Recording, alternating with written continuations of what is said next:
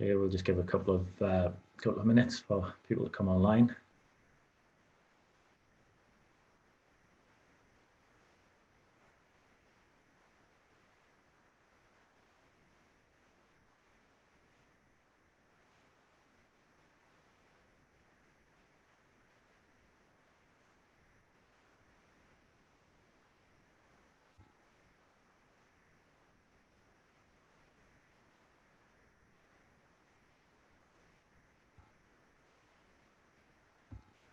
Okay, good afternoon, everyone. I was just giving a couple of minutes for more people to get online there.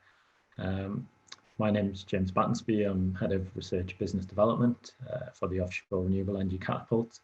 And this afternoon, we're going to go through a webinar session for the Technology Innovation and Green Growth for Offshore Renewables program, the TIGGOR program.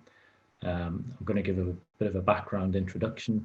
And this webinar is mainly going to be focused on the technical demonstration part of the call. So apologies now for people who were on the intro webinar on Monday, but I'm going to run through some of the initial background again, just for people who are logging into this session who went on the previous session. Okay.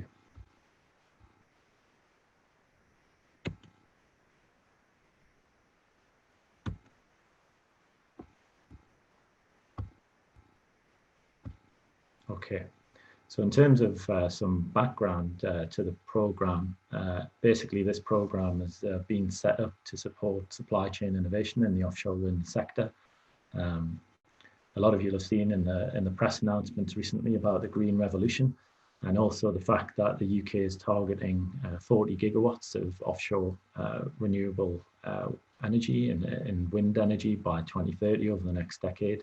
With a plan to create 2,000 jobs and support 60,000 more in the supply chain. So clearly, supply chain innovation is pretty critical to that initiative, and this program's been specifically set up to run for the next 2 years to support this program.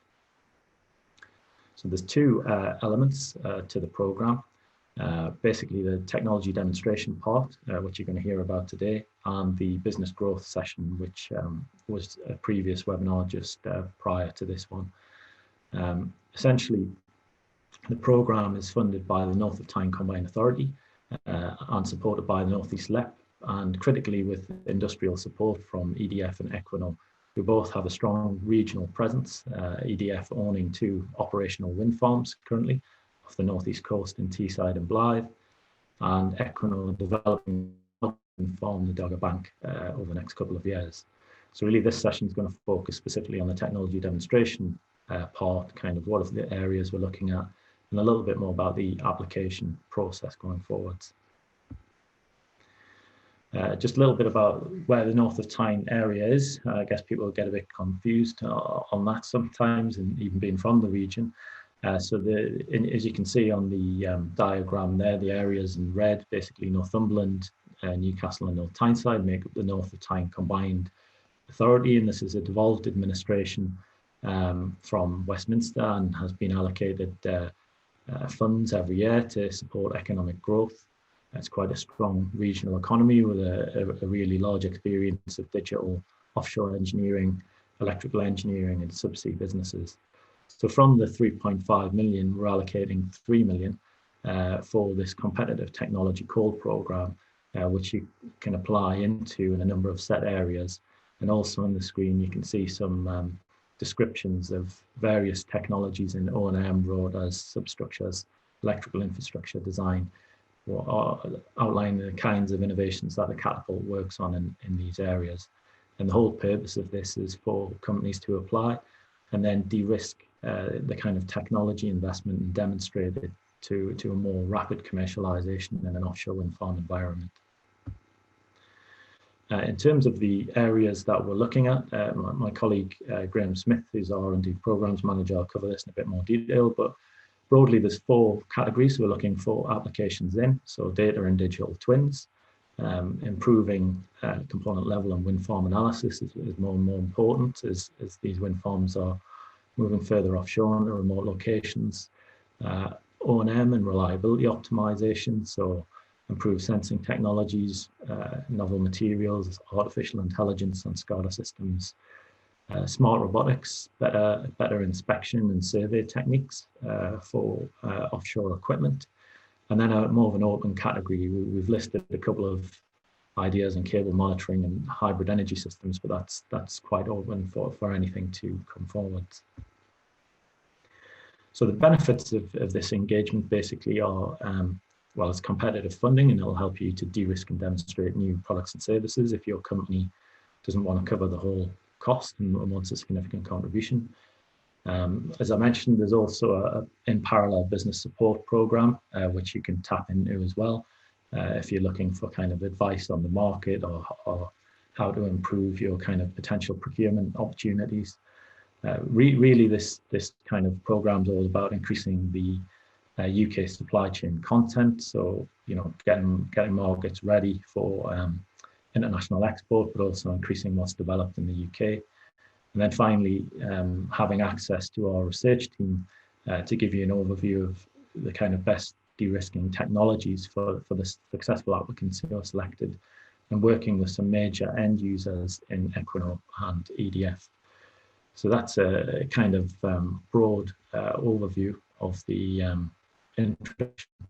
initial program, and we are probably going to move over now to hear a little bit more from EDF. So we have Xu Hu, who's the leading technology manager for EDF on the panel with us, and is going to share a few slides in relation to EDF's development and some of their challenges. So over to you, Xu. Hi everyone, my name is Xu. I work in EDF Renewables UK and the Innovation and Continuous Improvement organization. So I've just been invited to give a very quick overview about our activities and how it relates to this program. So I'm just going to turn off my video and share my screen. And just apologies if it gets a bit choppy, because we don't usually tend to use Zoom, believe it or not.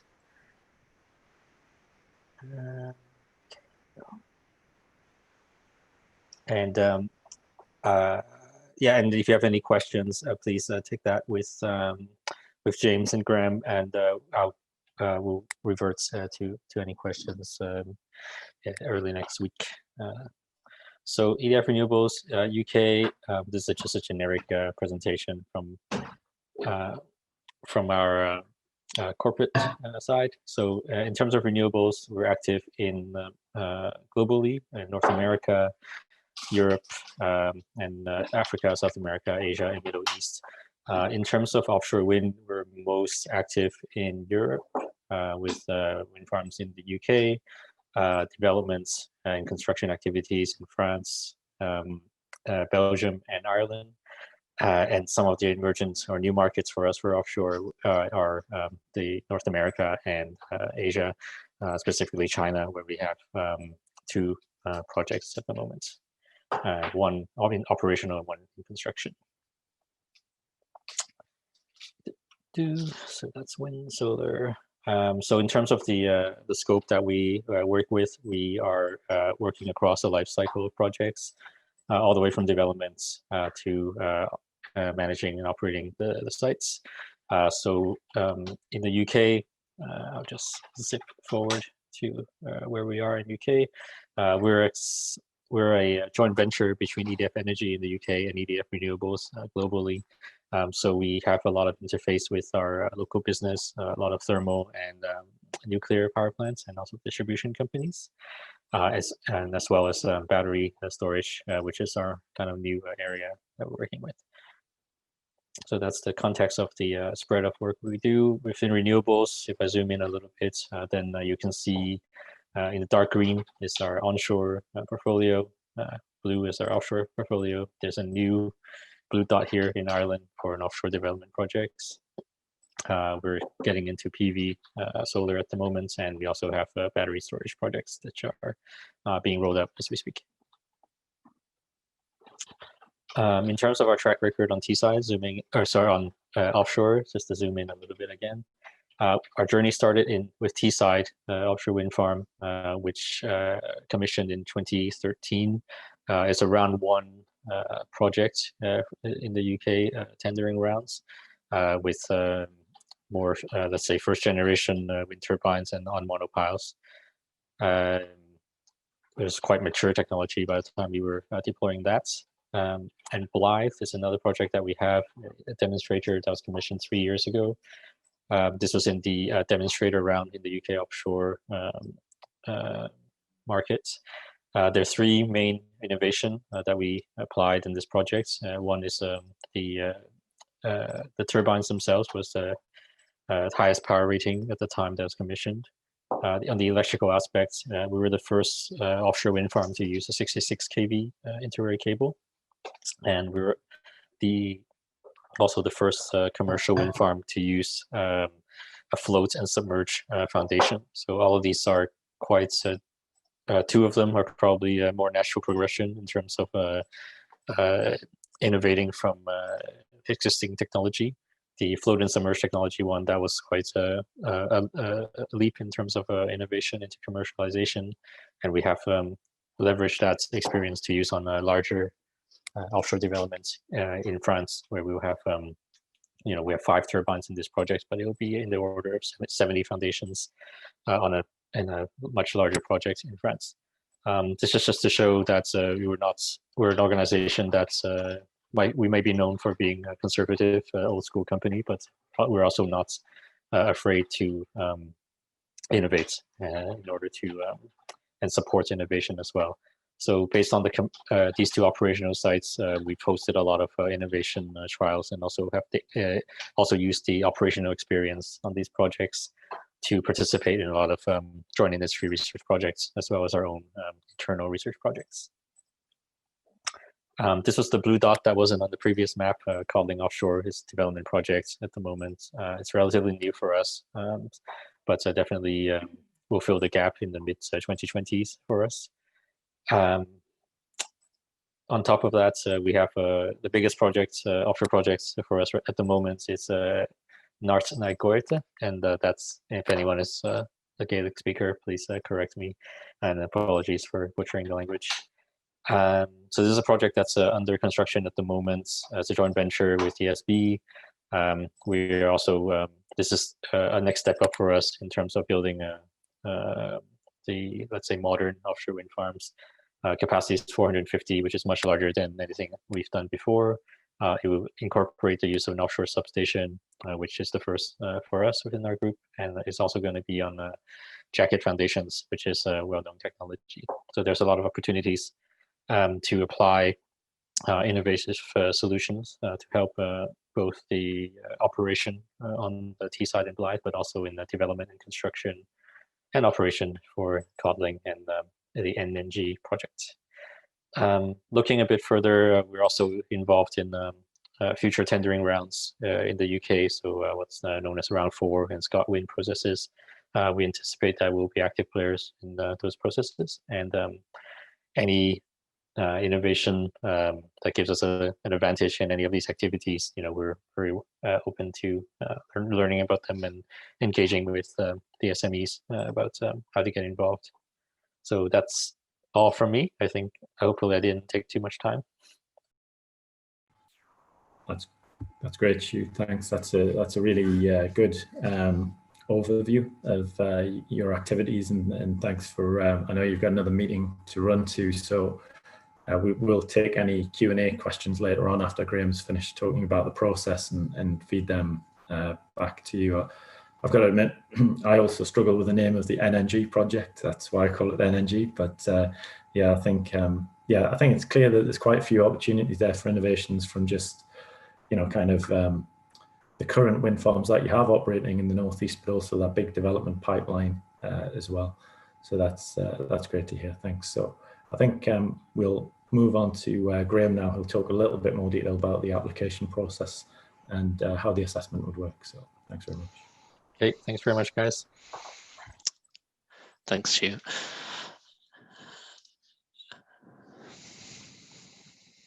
Okay, you seen the slides okay? Right, thanks. I'm going to talk today a little bit about some of the details of the application process for the tech demo program, and We'll also take questions at the end. If there's anything I can't answer today, then I'll take it away and get an answer for you. So looking at the key dates of the programme, you are obviously all aware of the registration is opened. The application phase is now also open. And we're running the webinar today to give you some details ahead of the full application deadline on the 15th of January. We will then run a scoring exercise in which we score and assess with our external independent assessors the applications that we receive. And we will then notify the applicants, and we're aiming to do that by the 16th of February. We'll then enter a contracting phase in which we aim to complete the contracting by 1st of April 2021.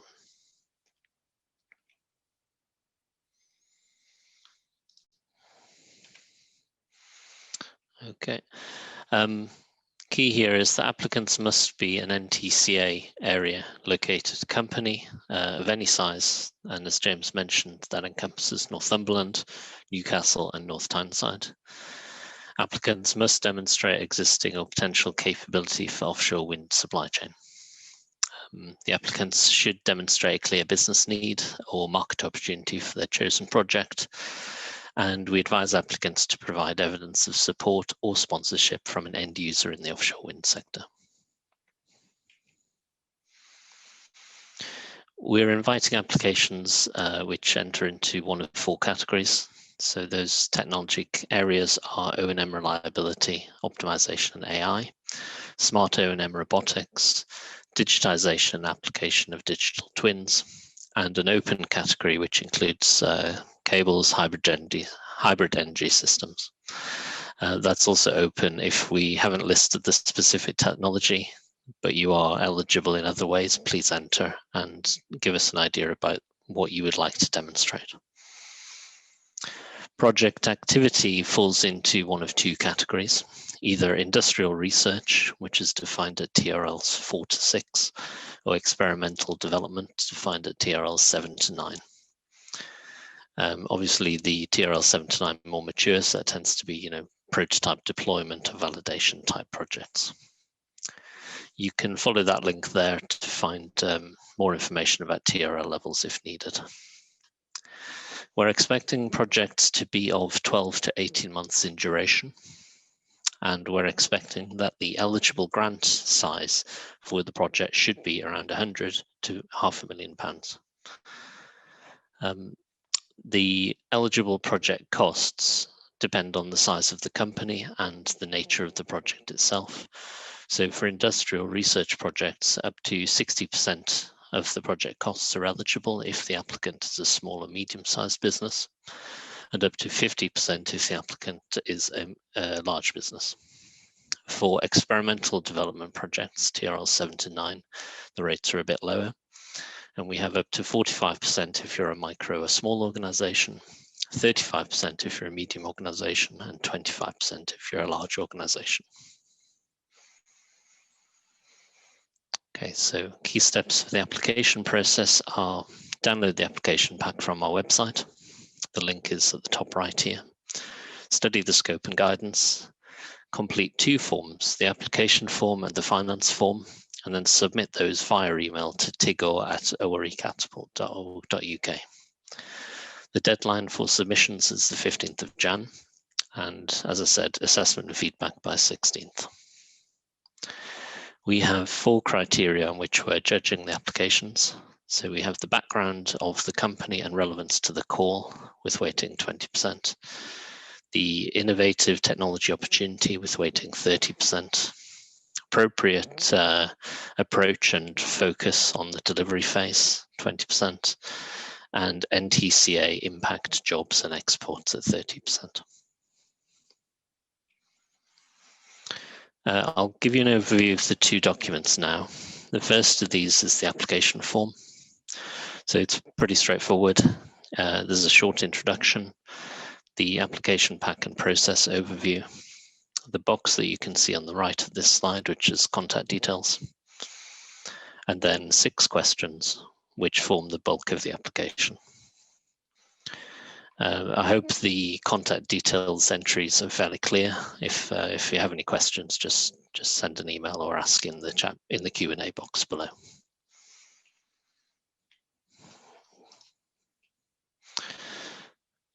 Okay, so the 6 questions. When you open the application form, you'll see it's a PDF form entry. There is the question itself in blue at the top, and then a short description in black below, and then the entry box itself in which you put your answer. Each question has a maximum number of words, so try to stick to that, please. And the 6 questions are, question 1, what is the background to your business? What is your track record and ambition for growth in offshore wind? Question 2, what is the business opportunity? Size of the potential market? What challenges are you facing and what is the barrier to growth that the project addresses? Question 3, if your project is innovation-led, what approach will you take and where will the focus of the innovation be? Question 4, how are you going to manage and deliver this project effectively? Question 5, what are the expected outputs in terms of business growth, turnover, jobs, IP and exports? What will the wider supply chain impact in the North of Tyne region be?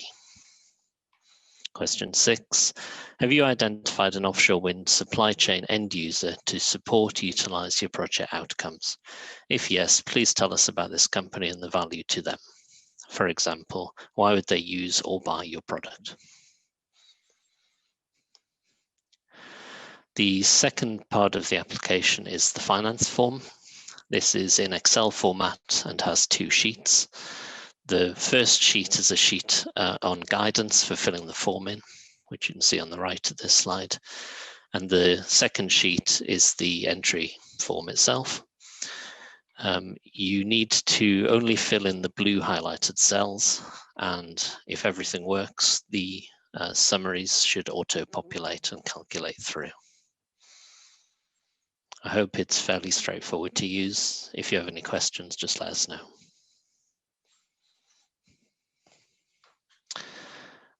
Okay, so I've gone through the dates already. Key to point out a little bit of detail about the localization requirements, the project monitoring after application success, and the cost categories that can be used for these projects. So as I said, localization requirements, you must be an NTCA located company, either currently or at the point of project commencement. There'll be some evidencing requirements around that. There must be a clear ambition for economic growth in the Northeast beyond the duration of the project. And assessment against North of Tyne economic impacts will be made according to the plan presented in question 5. And that's throughout the project. In terms of project monitoring, we'll monitor on a quarterly basis, claims also on a quarterly basis. We'd expect a nominated project manager at the successful applicant's lead partner. So we're expecting a single point of contact for any consortia, for instance. We'll give full details to the successful applicants after we've completed the scoring and evaluation exercise. In terms of cost categories, we have 6. There is labour, which is based on cost of employment, not commercial day rates. Evidence can be provided directly to our financial team or direct to NTCA. Overheads are fixed at 25%. Materials involve details requested, such as the details of the item, quantity of items, cost, all net of VAT. Also to note, items with a greater than 3 years lifetime will be classed as capital assets. That means that if they effectively are not to be sold after the project is completed, or if they are sold, then some clawback is initiated. Subcontracting can be done, so costs and work scope to be included in the claim, all net of VAT. Travel, if we ever get back to travelling, will be accepted, necessary project costs. And there's another category for anything which is not captured above. So I hope that gives you a bit of detail about the application process and how we're planning to run the projects. Happy to take any questions either now or later. Thank you very much. That's great, thanks Graham. So I can see there's a few participants have asked questions, and I guess everyone else is digesting the information, so maybe we'll go through these two, and if anyone else wants to fire anything up, please do so, or if not, please just email the website and we'll respond at a later date. So yeah, the two questions are costs incurred after April, are only costs, sorry, incurred after April 2021 eligible? Can companies start at risk from the start of January next year? Graham, do you want to comment on that?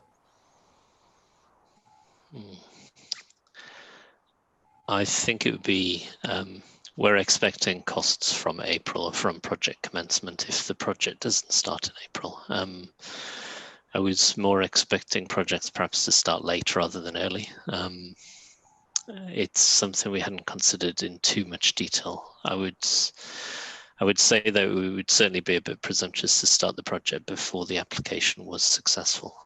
So yeah, that's a bit of a general answer. Do you have any thoughts, James? Yeah, no, I think that I agree. I think certainly projects can start, but the costs you can claim should only be from, you know, the commencement date on the contract. So that'll be, you know, from it won't be retro dated. It'll be from the down selection process in April. And then the next question is, what level of commitment do you need from the end user? A letter of support, mention the work you're doing.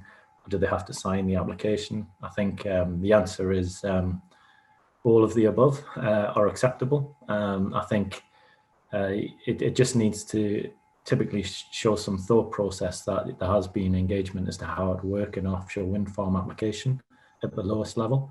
To the best level, obviously, a signed letter of support and an operator saying this is great is going to be quite a good answer. So that's what I think on that one. Graham, I don't know if you want to comment. Yeah, absolutely, that covers it. Next question is, unlike Innovate UK, these do not need an SME partner. That's correct, yes.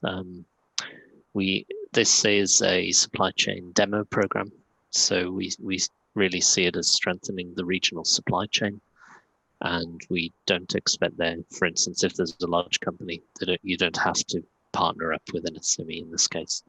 Of course, project consortia put together based on the best possible projects is very welcome to us. Yeah. And the next one I think means deferred. There's a question here that's, do costs have to be deferred? Yes, costs are deferred. Okay. And then I guess the final question is, you can see the application. Could you post the application link into the chat? I can see a typo, but I'm getting page not found. So right, I'll do that. Yeah, you can post it into the chat. Just been correct. But yeah, I think those are the main questions from this webinar. So if there's anything else, please do just drop them into the email TIGGOR@catapult.org.uk, and we'll respond at a later date. But and if there's any more queries around anything else, please feel free to send us an email. As we say, the deadline's not until January next year, so plenty of time to work up really good concepts, and that would have a benefit for the north of Tyne region and the regional economy. So we look forward to seeing those coming forward. So I think that's all from me, Graham, unless you want to make any last comment. That's all, but yeah, welcome any more questions, and I've put the link into the chat box just now. If you scroll down to the bottom of the page, you'll find the link to the application pack. So looking forward to receiving your applications. All right. Thank you. Thanks very much.